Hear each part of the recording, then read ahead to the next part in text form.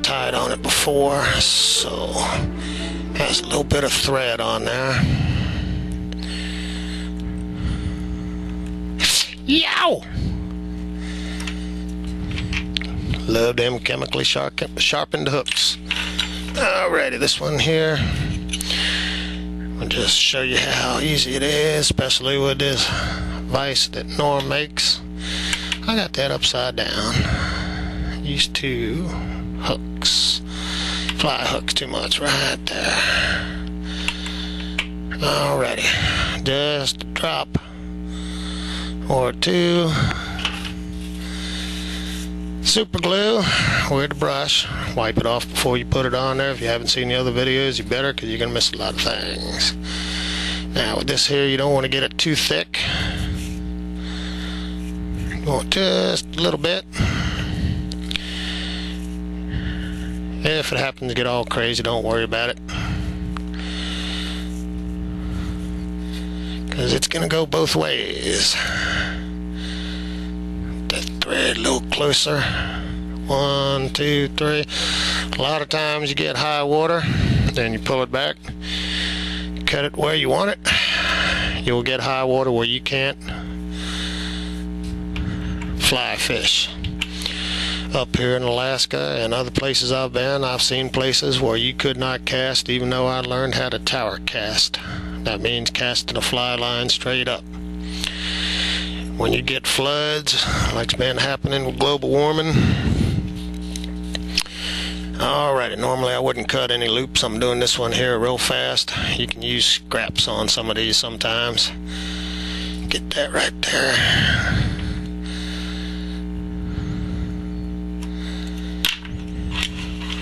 Won't be no stinking head cement like normally. And by the way, I use water-based head cement. I make my own. Oh, wrong heat gun. I make my own with 50% Mod Podge, which you can get at Walmart, Arts and Crafts. Got a little bit too much on there, but that'll work. Plus 50% of the head cement, 50% Mod Podge.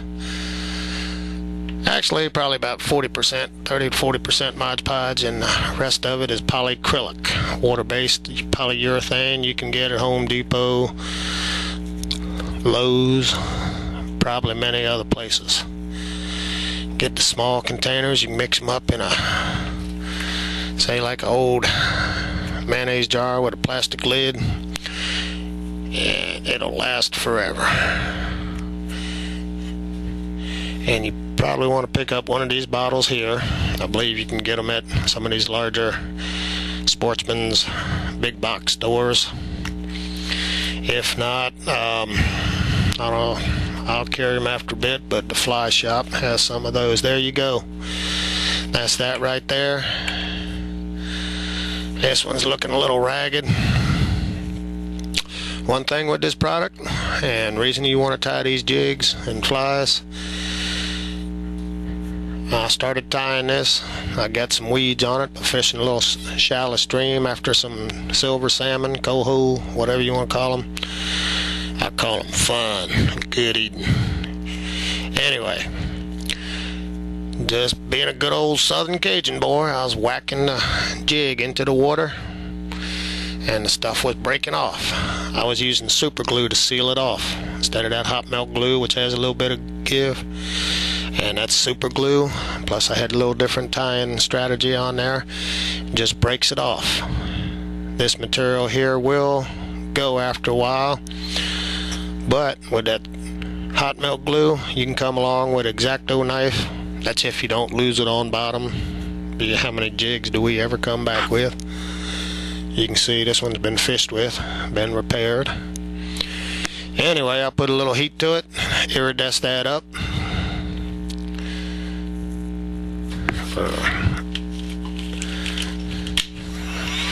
This is my jig segment.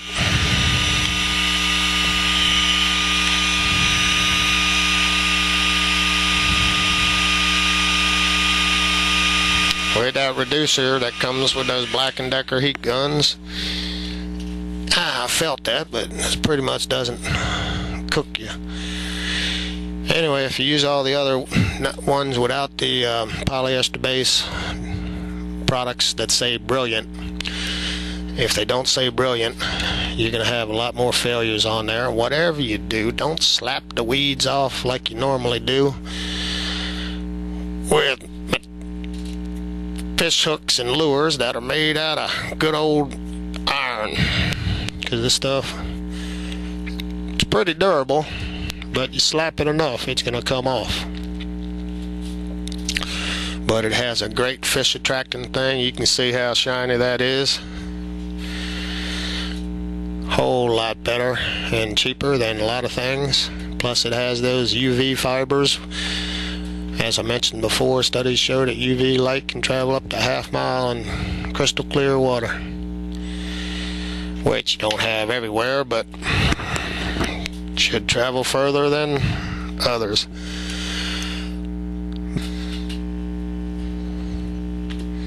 Okay, I'll add this one to the other one. I get the hook right this time. There's the brand new Gamakatsu hook. Hasn't even been painted. You can paint it up afterwards. Degrees, they discontinued your heat gun, Black & Decker. Good product. They own, you look at their website, you can see who they own.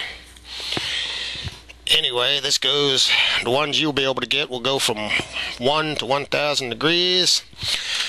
Mine goes up to 1 to 1,100 degrees. They discontinued it. Got a, I guess, a better manufacturer. Anyway, I run mine about 3.5.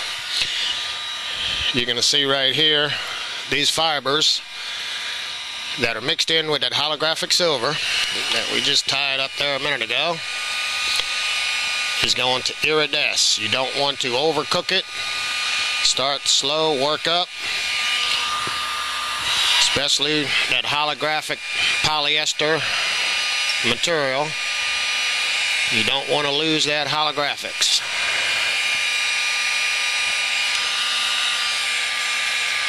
Ah, she's turning nice and iridescent, looking nice and fishy color. Now we're going to do the same thing for that two-tone one we just did.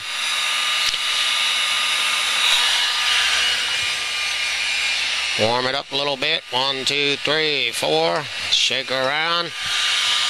Can you see her iridesce?